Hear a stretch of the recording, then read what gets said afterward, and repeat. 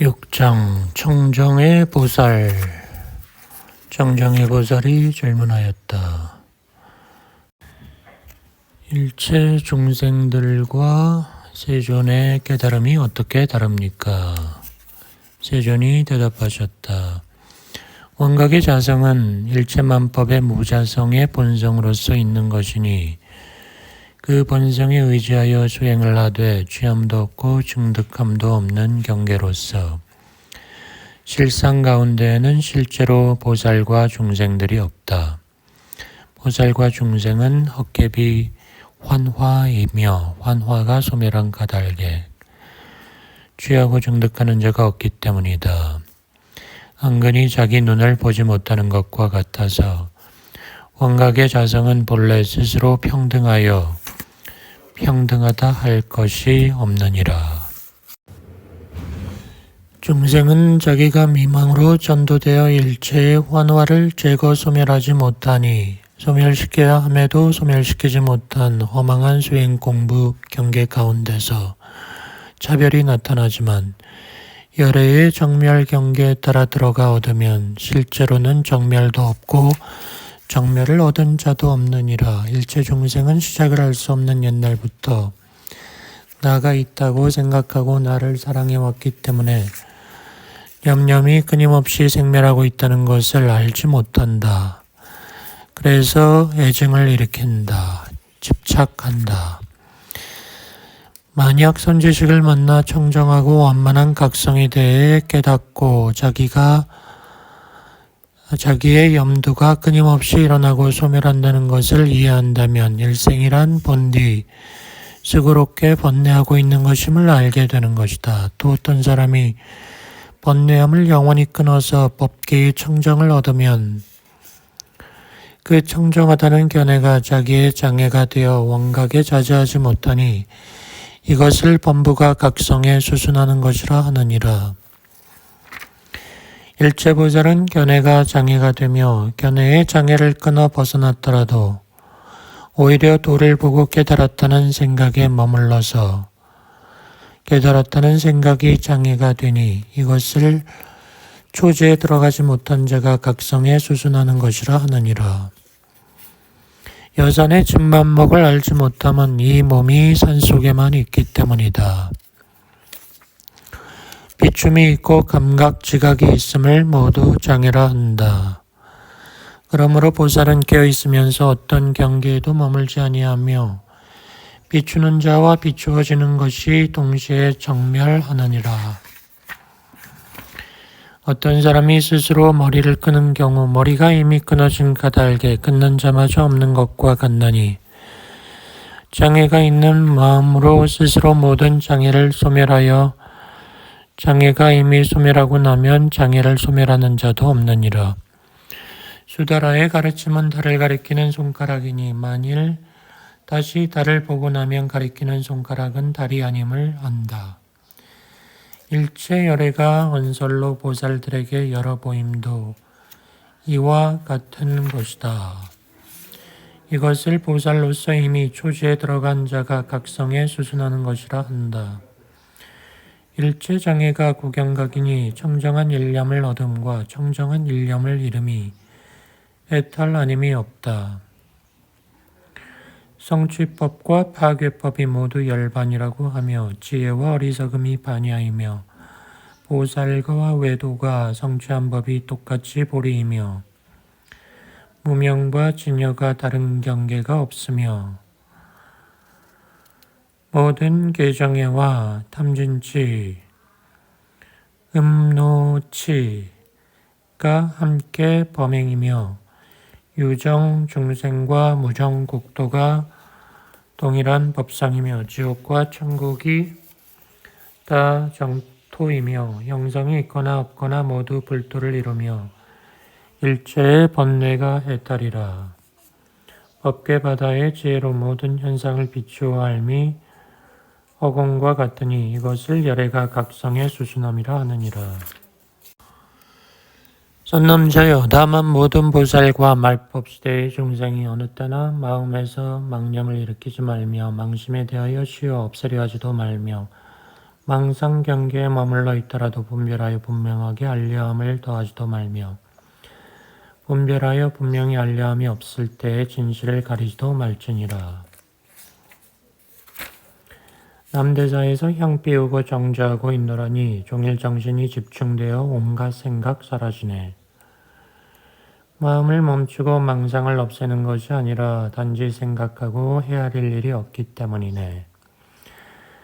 가을바람에 낙엽들 어지럽게 쌓이기에 다스려내면 또 오고 그러기를 1100번. 한 번 웃고 그만두고 한가한 곳에 앉아 내버려두니 땅에 떨어져 저절로 재가 되네. 스스로 오고 가는 것은 들보 위의 제비요. 서로 친하고 가까운 것은 물속의 갈매기들이네. 저 중생들이 이 법문 듣고 믿고 이해하고 받아들이고 닦아가고 놀라움과 두려움을 내지 않으면 이것을 각성의 수수남이라 하느니라. 그대들은 알라.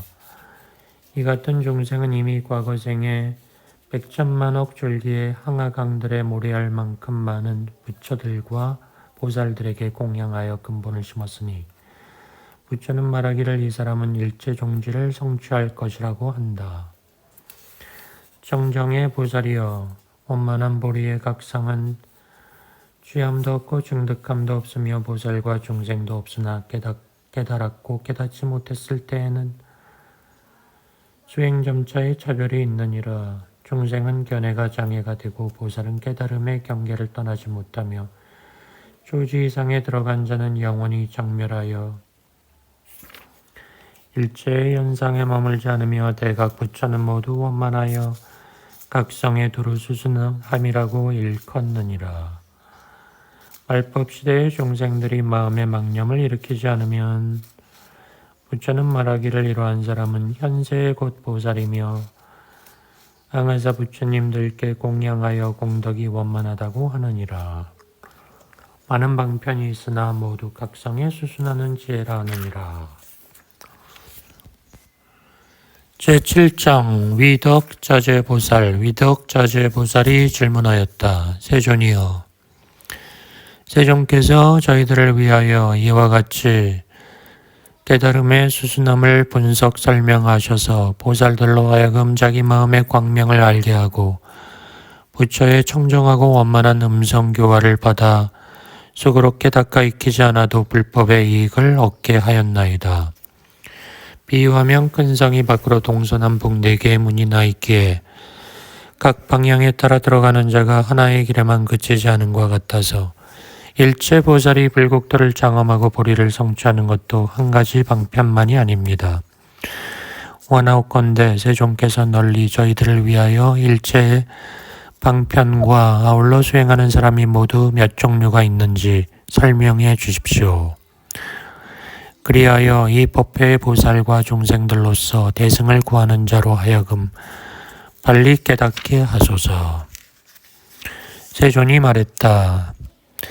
위없는 묘각은 시방세계에 가득하며 열애와 일체법을 출생하며 본체는 동일하여 평등하며 모든 수행에서도 그 유일한 목적은 이 원각을 증득하는 것이므로 실제로는 두 가지가 없느니라.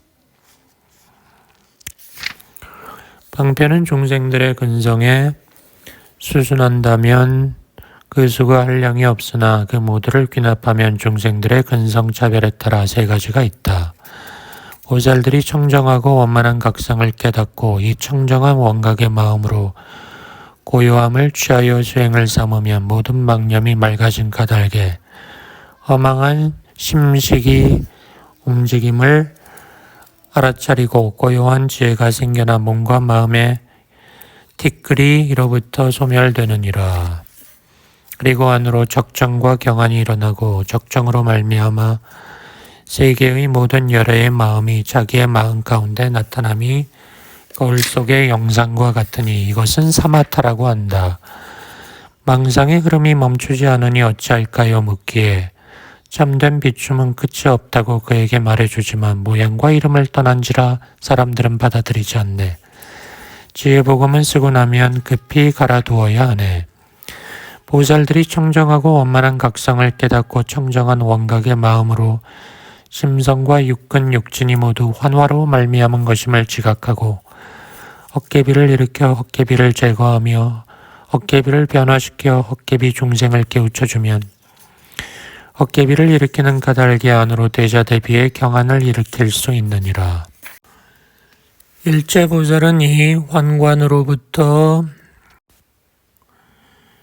수행을 일으켜 점차 증진하나니 저 헛개비를 관찰하는 자는 헛개비와 같지 않으며 헛개비와 같지 않은 저 관하는 자도 다 헛개비이므로 헛개비 모습이 영원히 소멸하느니라. 이 보살들의 원만하고 미묘한 관행은 흙이 싹을 자라게 하는 것과 같으니 이 방편은 삼마발제라 하느니라. 선남자여, 만약 보살들이 청정한 원만한 각성을 깨닫고 청정한 원각의 마음으로 환호와 고요한 모습들을 취하지 아니하면 몸과 마음이 모두 장애이며 무지와 강명이 모든 장애에 의지하지 아니함을 알고 장애와 장애 없는 경계를 영원히 초월하여 세계와 자기의 심신을 수용하느니라. 몸은 세상에 살고 있으나 마치 악기 속에서 나는 땡땡 소리가 밖으로 나가는 것처럼 번뇌와 열반이 서로 장애로 머물지 않는다.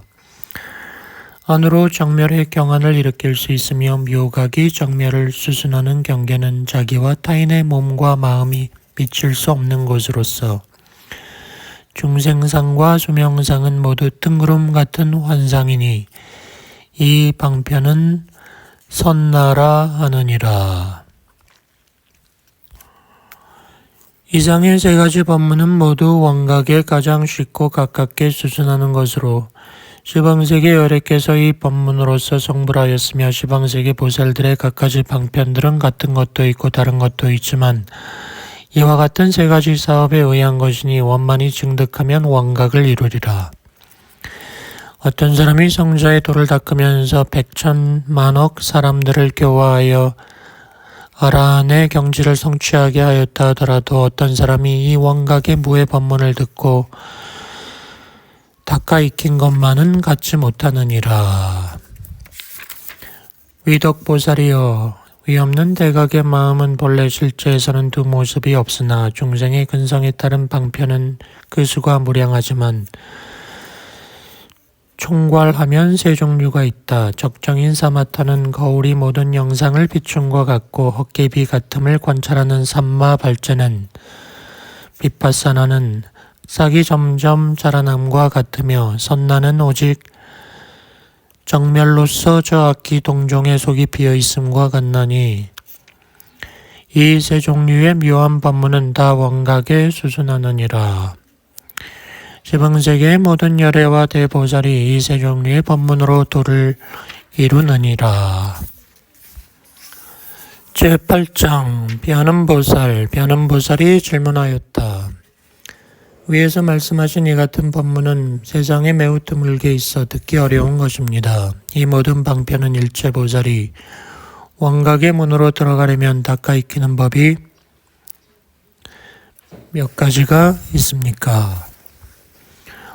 원하오니 방편을 열어 보여주십시오. 세존이 말했다.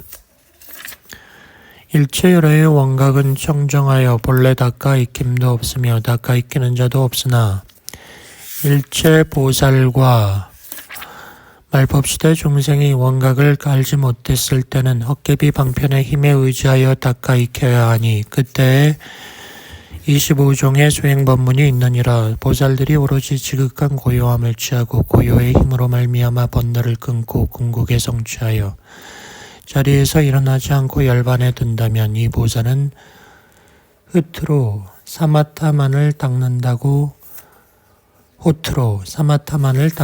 하느니라. 만약 보살들이 오로지 헛개비 같음을 관하고 부처님의 힘에 가피를 입은 까닭에 세계를 변화시키고 갖가지 작용을 일으켜 보살의 청정하고 미미한 행을 갖추어 행하면서도 다란이에서 적정의 신념과 갖가지 고요의 지혜를 잃지 않는다면 이 보살은 삼마발자를 닦는다고 한다. 삼마발자를 닦는다고 한다. 보살들이 오로지 모든 어깨비를 소멸하되 작용을 취하지 않아 스스로 번뇌를 끊어가고 번뇌가 끊어져 다하여 실상을 증득한다면 선나를 닦는다고 한다. 칼 뽑아 물 베어도 물은 다시 흐르고 술잔 들어 시름 달래도 시름은 더욱 시름하네. 보살들이 먼저 지극한 고요를 취하고 그 고요함의 지혜의 마음으로서 헛개비를 비추는 가운데서 보살행을 일으키면 이 보살은 먼저 사마타를 닦고 뒤에 삼마발자를 닦는다고 한다. 만약 보살들이 고요함의 지혜로서 지극히 고요한 각성을 증득하고 번뇌를 끊어서 영원히 생사를 벗어난다면 이 보살은 먼저 삼마타를 닦고 뒤에 선나를 닦는다고 한다. 만약 적정의 지혜로서 다시 활력을 나타내며 갖가지 변화로 중생들을 제도하고 뒤에 번뇌를 끊어 정멸에 든다면 이것은 먼저 삼마타를 닦고 중간에 삼마발자를 닦고 뒤에 선나를 닦는다고 한다. 만약 지극한 고요함의 힘으로써 번뇌를 끊어버리고 뒤에 보살의 청정한 묘행을 일으켜 중생을 제도한다면 이 보살은 삼마타를 먼저 닦고 중간에 선나를 닦으며 뒤에 삼마발자를 닦는다고 한다. 만약 지극한 고요함의 힘으로써 마음에서 번뇌를 끊어가는 동시에 중생을 제도하여 세계를 건립한다면 이 보살은 먼저 사마타를 닦고 삼마발자와 선나를 가지런히 닦는다고 한다. 만약 지극한 고요함의 힘으로써 동시에 도와서 변화를 일으키고 뒤에 번뇌를 끊는다면 이 보살은 사마타와 삼마발자를 가지런히 닦고 난 뒤에 선나를 닦는다고 한다. 만약 지극한 고요함의 힘으로써 동시에 정멸을 돕고 뒤에 작용을 일으켜 세계를 변화시킨다면 이 보살은 사마타와 선나를 가지런히 닦고 뒤에 삼마발자를 닦는다고 한다. 만약 보살들이 변화의 힘으로써 갖가지에 수순화돼 지극한 고요함을 취한다면 이 보살은 먼저 삼마발자를 닦고 뒤에 사마타를 닦는다고 한다. 만약 변화의 힘으로써 갖가지 경계에서 정멸을 취한다면 이 보살은 먼저 삼마발자를 닦고 뒤에 선나를 닦는다고 한다. 만약 변화의 힘으로써 불사를 하면서 적정에 안주하고 그리고 번뇌를 끊는다면 이 보살은 먼저 삼마발자를 닦고 중간에 사마타를 닦고 뒤에 선나를 닦는다고 한다. 서울을 변화시켜 큰 술못으로 만들어 물결 한번 올 때마다 한 모금씩 마시고 싶어라. 60년 동안 너저분하게 살았더니 동쪽 벽이 때려 서쪽 벽이 넘어졌네. 이제 이 몸 거두고 떠나가는데 여전히 물과 하늘과 이어져 있는구나. 만약 보살들이 변화의 힘으로써 걸림없이 작용하고 번뇌를 끊는 까닭에 지극한 고요함에 안주한다면 이 보살은 먼저 삼마발자를 닦고 중간에 선나를 닦고 뒤에 사마타를 닦는다고 한다. 만약 변화의 힘으로써 방편으로 작용하는 동시에 지극한 고요함과 정멸을 둘 다 함께 수순한다면 이 보살은 먼저 삼마발자를 닦고 사마타와 선나를 함께 닦는다고 한다. 만약 변화의 힘으로써 동시에 갖가지 작용을 일으켜 지극한 고요함을 돕고 뒤에 번뇌를 끊는다면 이 보살은 삼마발자와 사마타를 같이 닦고 난 뒤에 선나를 닦는다고 한다. 만약 변화의 힘으로써 동시에 정멸을 돕고 뒤에 청정하고 조작이 없는 정료에 머무른다면 이 보살은 삼마발자와 선나를 가지런히 닦고 뒤에 사마타를 닦는다고 한다. 만약 정멸의 힘으로써 지극한 고요함을 일으켜 청정함에 머문다면 이 보살은 먼저 선나를 닦고 뒤에 사마타를 닦는다고 한다. 만약 보살들이 정멸의 힘으로써 작용을 일으켜 일체 경계에서 정멸의 작용에 수순한다면 이 보살은 먼저 선나를 닦고 뒤에 삼마발제를 닦는다고 한다. 만약 정멸의 힘으로써 갖가지 법의 자성에서 정례에 안주하고 변화를 일으킨다면 이 보살은 먼저 선나를 닦고 중간에 사마타를 닦고 뒤에 삼마발제를 닦는다고 한다.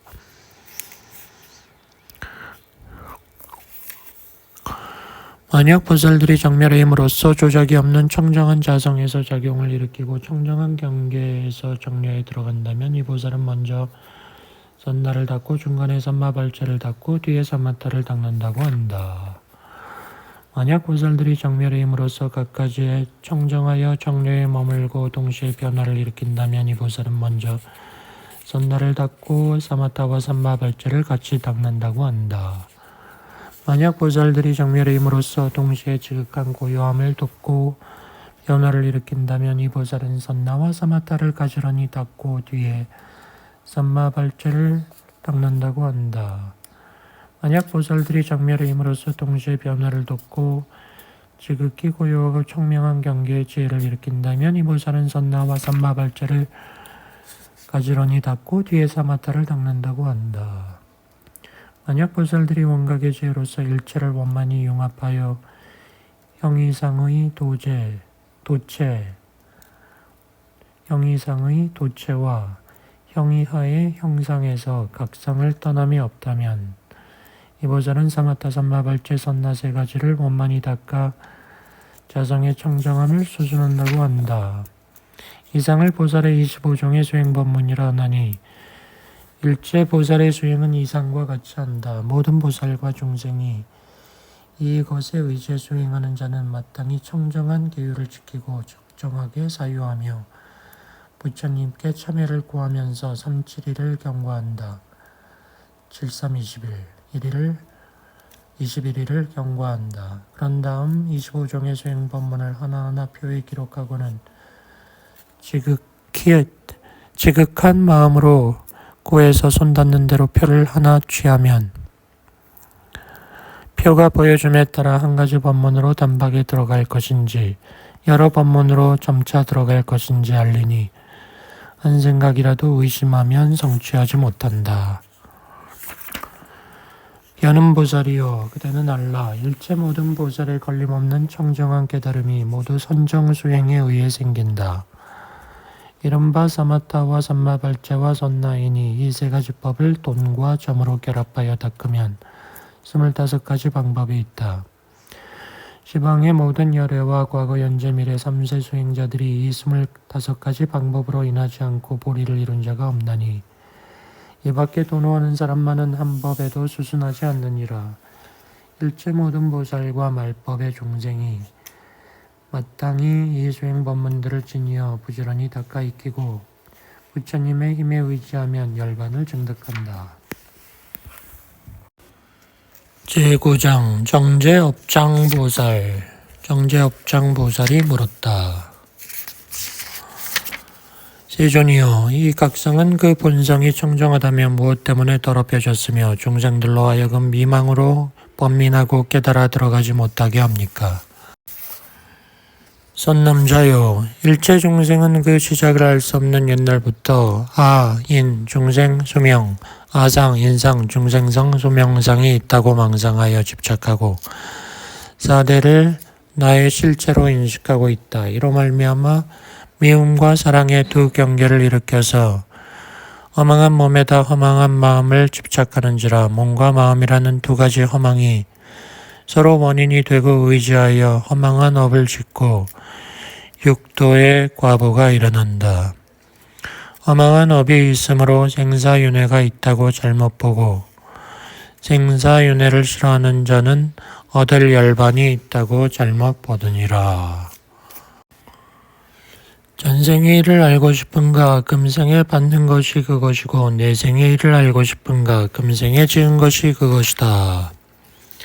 이로 말미암아 본래의 청정한 각성에 깨달아 들어갈 수 없나니 각성 자체가 깨달아 들어갈 수 있음을 거부하는 것이 아니며 설사 깨달아 들어갈 수 있는 길들이 있더라도 각성 자체가 깨달아 들어가게 하는 것이 아니기 때문이다. 그러므로 생각을 움직이거나 망념을 없애면 모두 미망에 의한 번민이 되느니라. 왜인가? 그 시작을 알 수 없는 옛날 최초에 일어난 무명이 있어 자기의 주제자가 되었기 때문이다. 일체 중생은 태어날 때부터 지혜의 눈이 없어서 몸과 마음 등이 다 무명이다. 무명 자체가 무명을 끊지 못함은 사람이 자기의 목숨을 자기 뜻대로 끊어버리지 못함과 같은 것이다. 그러므로 알라. 나를 좋아하는 자가 있으면 나는 더불어 수순하며 나에게 수순하지 않는 자이면 미워하고 원망하는 마음을 일으킨다. 미워하고 사랑하는 마음이 무명을 자라나게 하는 까닭에 무명이 끊임없이 이어져서 도를 구하더라도 모두 성취하지 못하는 것이다. 무엇이 아상인가? 중생들의 마음이 이해한 느낌이나 생각 등의 증득한 경계를 말한다. 비유하며 어떤 사람이 온몸이 건강하고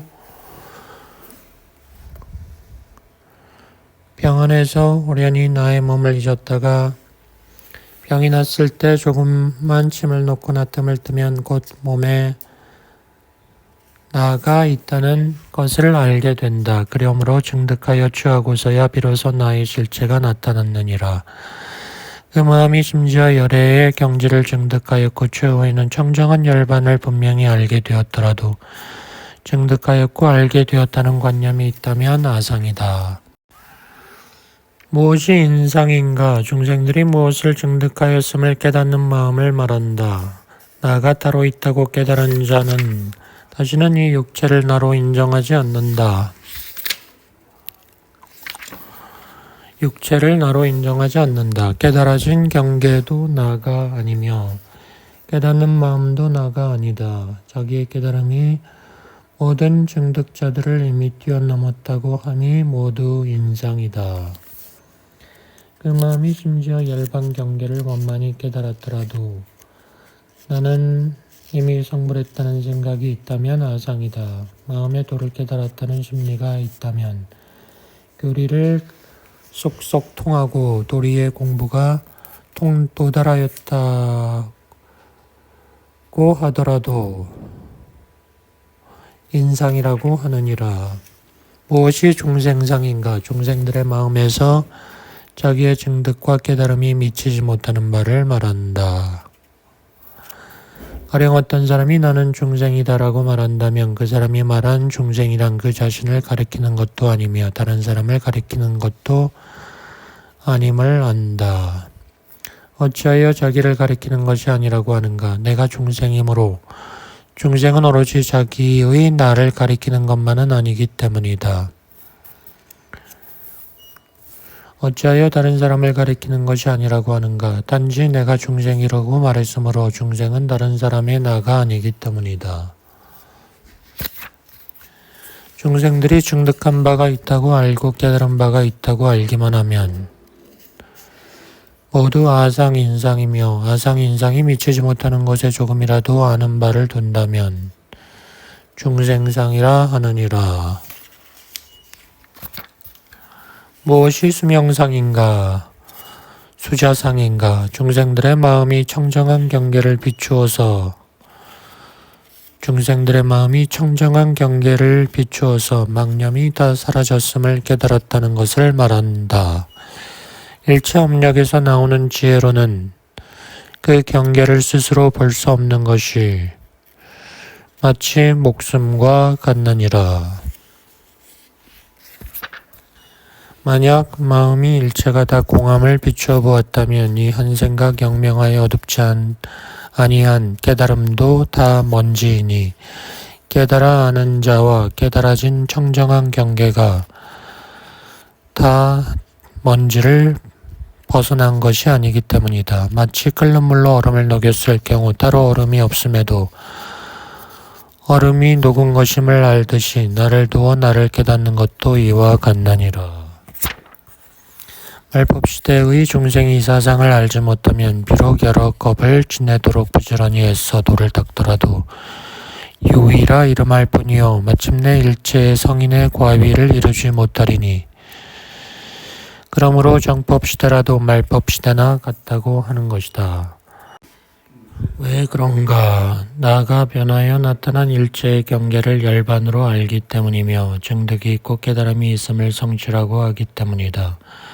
어떤 사람이 도적을 아들로 알 경우 그 집의 재산을 마침내 보존하지 못하는 것과 같다. 왜인가? 나를 사랑하는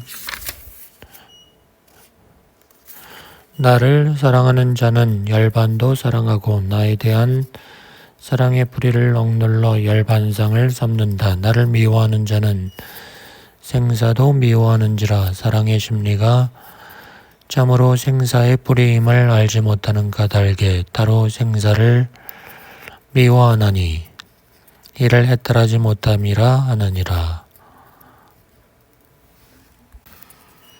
법에서 해탈치 못한 것임을 어떻게 마땅히 알아야 하는가? 저 말법시대 중생으로서 보리를 닦아 익히는 자가 자기의 조그마한 증득으로서 스스로 청정함을 얻었다 한다면 여전히 아상의 근본을 끊어버리지 못한 것이다. 또 어떤 자가 그가 닦아 증득한 불법을 찬탄하면 그는 환희심을 내면서 제도하려 하고 만약 그가 얻은 것을 비방하면 증오심을 내나니 이를 통해 알 수 있듯이 아상이 견고하게 붙들어 쥐어져 아래의식에 잠복하여 있는 채 육권 가운데 존재하면서 일찍이 끊어진 적이 없었느니라. 저 돌을 닦는 자가 아상을 제거하지 못하기 때문에 청정한 각계에 들어갈 수 없느니라. 만약 나가 본래 공하다는 것을 알면 남이 나를 헐뜯더라도 상관이 없으니 헐뜯는 자가 없는 것이며 나가 설법한다는 생각이 있다면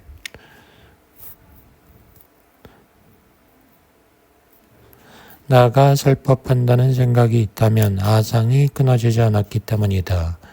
중생상과 수명상도 그와 같다. 말법시대 중생은 병을 법이라고 말하리니 그러므로 가련한 자다. 정진하더라도 온갖 병을 더하리니 그러므로 청정한 깨달음에 못 들어간다. 말법시대 중생이 사상을 없애지 못하면 열애의 견해와 수행법문으로서 자기 수행을 삼더라도 깨닫지 못한다. 또 어떤 중생이 도를 얻지 못했으면서도 얻었다 하고 성인의 과위를 증득하지 못했으면서도 증득했다고 하며 자기보다 나은 자를 보면 마음에 질투가 일어나는 것은 그 중생이 악연을 끊지 못했기 때문이니 그러므로 깨닫지 못한다. 말법시대 중생이 도를 성취하게 바란다면 자기로 하여금 깨닫기를 구하게 하지 말지니 갈수록 다문을 더하고 악연을 자라나게 할 뿐이다. 마땅히 다만 부지런히 정진 노력하여 번뇌를 항복시키고 용맹심을 일으켜 얻지 못한 것을 얻도록 하고 끊지 못한 것을 끊도록 하라. 탐진치, 탐욕, 성냄, 애착, 교만, 아첨, 왜곡, 질투의 심리가 경계를 대하여 일어나지 않고 남과 나에 대한 은혜와 사랑, 미움과 원망 등 일체가 정멸하면 부처는 말하기를 이 사람은 점차 성취할 것이며 더 나아가 선지식을 구하여야 사퇴견해에 떨어지지 않는다고 하느니라. 만약 마음속에 구하는 바가 있어도 미움과 사랑이 일어나면 청정한 깨달음에 들어가지 못한다. 정제업장보살이여 알라. 일체 모든 중생들은 아상에 집착하여 무시래로 허망하게 생사윤회하고 사상을 제거하지 못하기 때문에 보리를 이루지 못한다. 사랑과 미움이 마음에서 일어나고 아첨, 왜곡, 망념들을 품고 있나니 그러므로 미혹에 의한 번민이 많아 각성에 들어가지 못한다. 불도에 들어갈 수 있으려면 먼저 탐진치를 없애고 법에 대한 애착도 마음에 두지 아니하면 점차 성취할 수 있다. 나의 몸이 본래 없다는 것을 안다면 미움과 사랑이 어디서 일어나겠는가? 이 사람이 더 나아가 선지식을 구하면 마침내 삿된 견해에 떨어지지 않으려니와 구하는 바에 따로 생각을 내면 궁극에 성취하지 못하리라. 제10장 보각보살. 보각보살이 질문하였다. 세존이여, 말법시대 중생들은 부처님의 시대로부터 멀어지면서 현인 성자들은 숨고 삿된 법은 많아지니 중생들로 하여금 어떤 사람을 구하며 어떤 법에 의지하며 어떤 행을 행하며 어떤 병을 제거하며 어떻게 발심하게 하여 저 눈먼무리로 하여금 사견에 떨어지지 않게 할까요? 부타께서 대답하였다. 선남자여, 말법 중생이 보리심을 일으키고 선지식을 구하여 수행하고자 하는 자는 마땅히 정지정견을 갖춘 사람을 구해야 한다. 마음이 상에 머물러 집착하지 아니하며 성문 영각의 경계에 집착하지 않으며 번뇌를 나타내나 마음이 항상 청정하며 여러 허물이 있음을 보이나 청정한 행위를 천탄하며 중생들로 하여금 유리를 벗어나지 않고 지키게 하는 이와 같은 사람을 구하면 무상정각을 성취한다. 말법의 중생이 이와 같은 사람을 보면 응당 공양하되 몸과 목숨을 아끼지 말아야 한다. 저 선지식이 일상생활의 행동 가운데서 청정함을 나타내며 심지어 갖가지 허물을 보이더라도 마음의 교만함이 없거늘 어물며 재물을 탐하거나 처자식 등 권속이 있다 한들 무슨 상관인가. 만약 선남자가 그 선지식에게 나쁜 생각을 일으키지 아니하면 궁극의 정각을 성취할 수 있어 마음꽃이 광명을 발하여 시방세계를 비추리라. 누가 영웅은 눈물을 뿌리지 않는다고 말하는가. 사람의 정이란 자녀가 제일 큰 관심이라네. 그 선지식이 증득한 미묘한 불법은 마땅히 4가지 병을 떠나야 한다.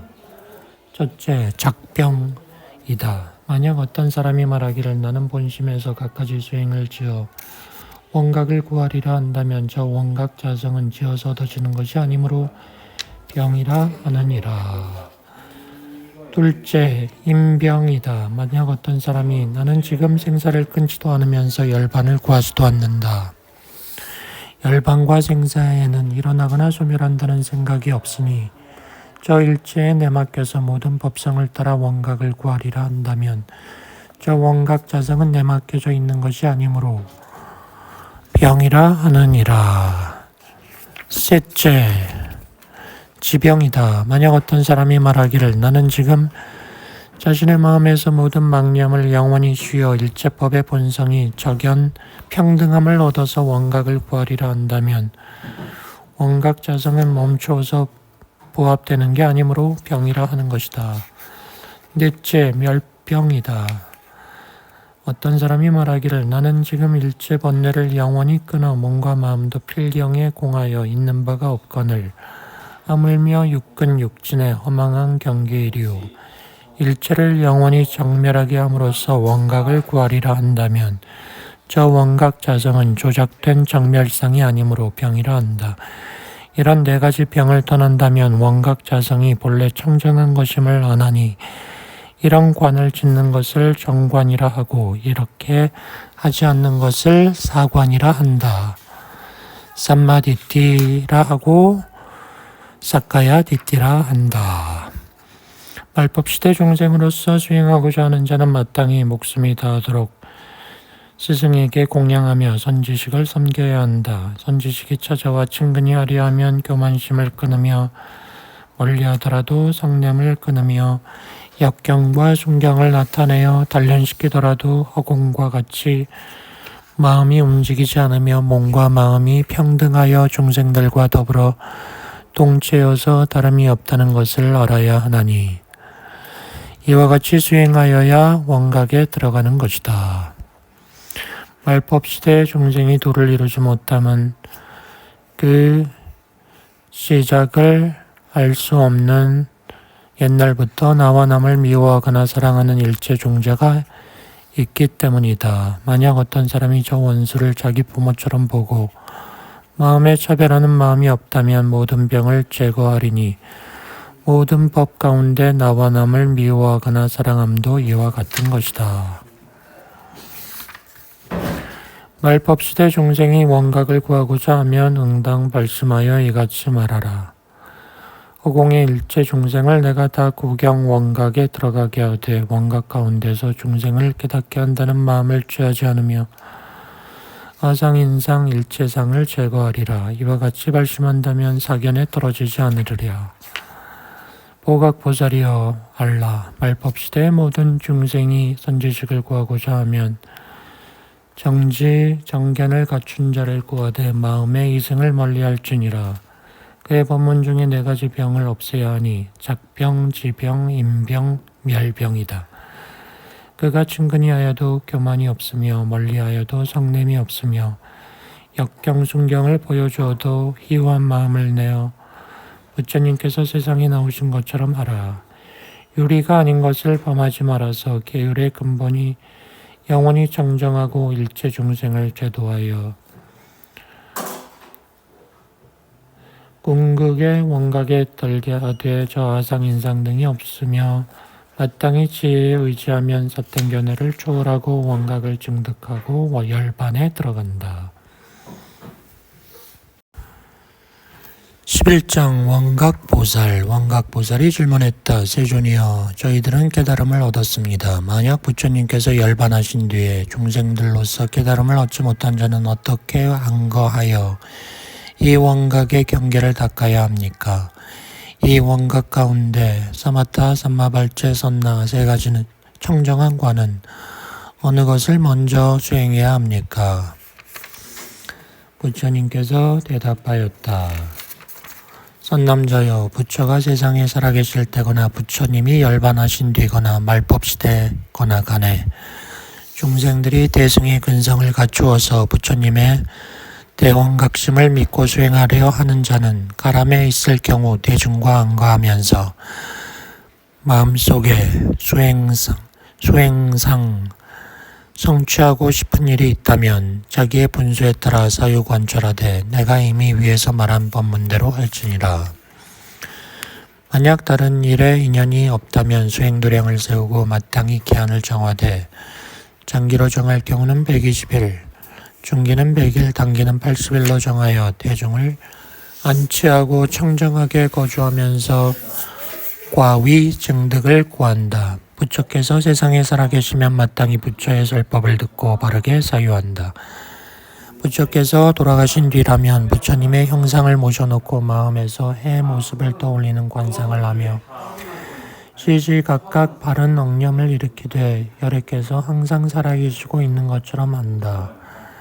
갖가지 당번과 꽃을 걸어놓고 37일 동안 21일 동안 시방세계의 모든 부처님의 명호에 머리를 조아려 지극정성으로 이전의 모든 죄과에 대하여 참여를 구하면 좋은 경계를 만나고 마음의 경안을 얻는다.